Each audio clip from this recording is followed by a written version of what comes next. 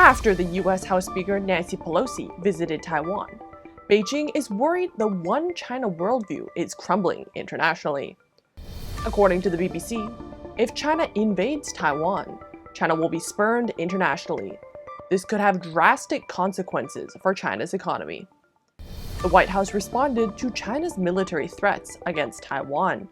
What did they say? China began military drills off the coast of Taiwan. Nearby beachgoers were shocked to hear missiles and were angered no one had evacuated them. The Association of Southeast Asian Nations is meeting from August 3rd to 6th. There were tensions over the Taiwan Strait and discord between attendees. Finally, another COVID wave has appeared in 20 Chinese provinces. Several small towns are entering lockdowns. Let's get into it.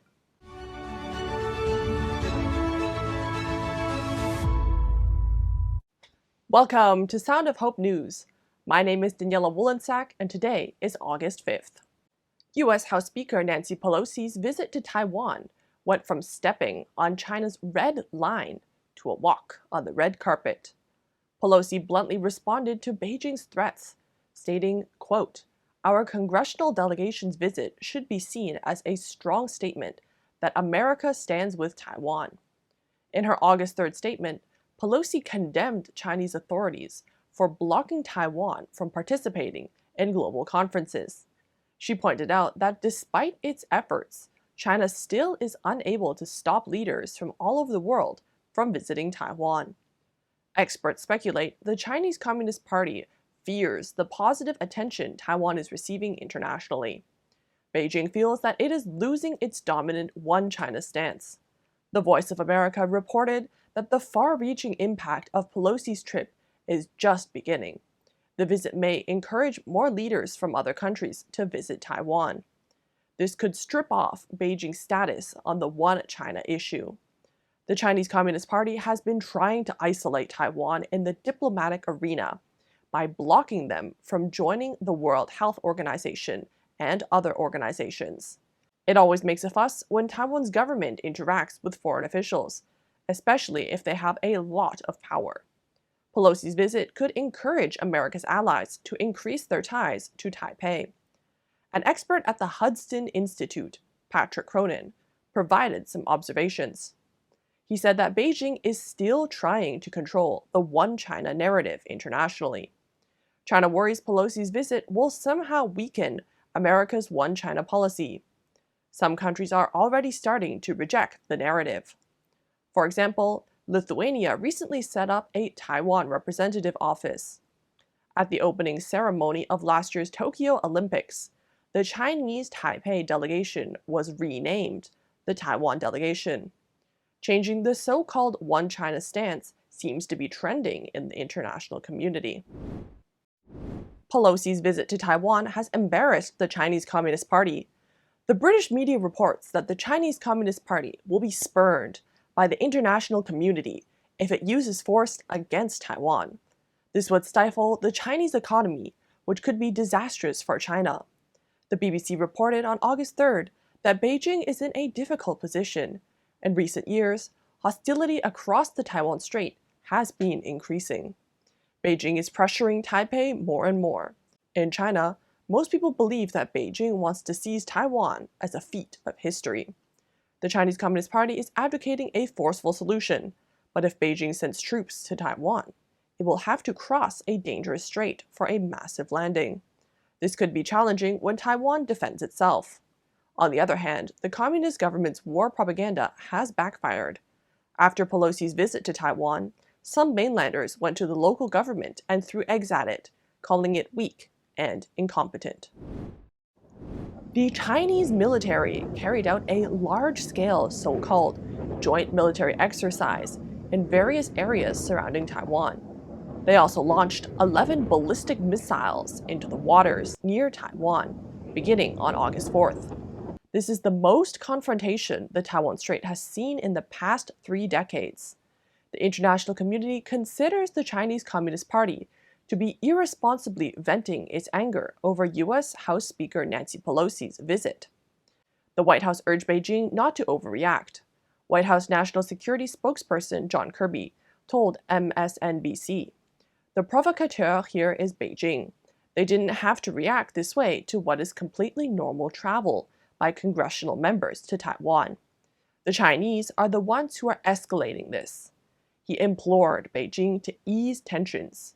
NATO Secretary General Jens Stoltenberg said on Thursday that Pelosi's visit was not a reason for China to threaten Taiwan or use threatening rhetoric.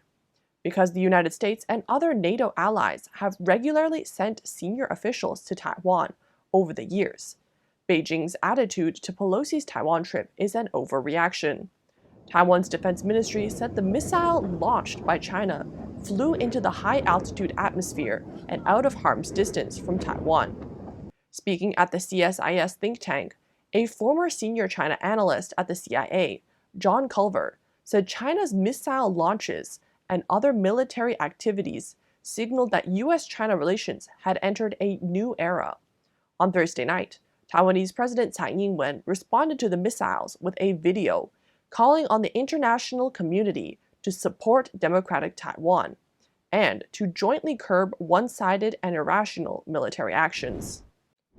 As soon as Pelosi left Taiwan, the Chinese Communist Party immediately retaliated by conducting military exercises around Taiwan waters and firing live ammunition. The Taiwan government declared that it would never succumb to Beijing's intimidation. The CCP's live ammunition shooting was filmed by netizens and posted online. A well-known military blogger with over 7 million followers, named -4 minutes and 33 seconds, shared a live broadcast on Weibo. They shared, in the first hour, remote firepower was just the beginning. The army first tried the firepower to see how good it was. Then, this is just an appetizer for the army. There are also naval, air, and rocket forces later. Some of the hardcore Chinese patriots were in high spirits, saying, "Let the young people in Taiwan listen to the sound of cannons and smell the scent of gunpowder." The ammunition was fired from Pingtan, Fuzhou, and Fujian. Missiles rumbled loudly, shockingly. Some shells were fired right next to a beach full of tourists. The witnesses exclaimed, "What is this, a missile? Why did it fly up?" Many Chinese netizens criticized the military exercises for endangering their lives. Several people were still playing on the beach next to the artillery. Netizens questioned why the people were not evacuated. The Association of Southeast Nations is meeting from August 3rd to 6th. On Thursday, Southeast Asian countries warned of the miscalculations in the Taiwan Strait and the serious confrontations among major powers. There was also diplomatic discord in Cambodia's capital, Phnom Penh. U.S. Secretary of State Antony Blinken, Japan's Yoshimasa Hayashi, and China's Foreign Minister Wang Yi were all in the same venue for bilateral meetings with the Association of Southeast Asian Nations. The ASEAN is a gathering of foreign ministers of 27 countries, including the US, China, Russia, Japan, and Australia. The Chinese foreign minister and the US Secretary of State refused to see each other. Planned talks between the Chinese foreign minister and his Japanese counterpart were canceled. Previously, the G7 had urged Beijing to resolve the Taiwan tension peacefully, but now Beijing has scolded them in response. The Chinese foreign minister even walked out moments before the foreign minister's gala dinner in Cambodia on Thursday. According to Reuters, he waved to the media as he entered a holding room for the dinner, then walked out of the venue without giving a reason. Two witnesses working at the venue said he was seen leaving in a vehicle. However, Antony Blinken, Yoshimasa Hayashi, and Russia's Sergei Lavrov attended the dinner.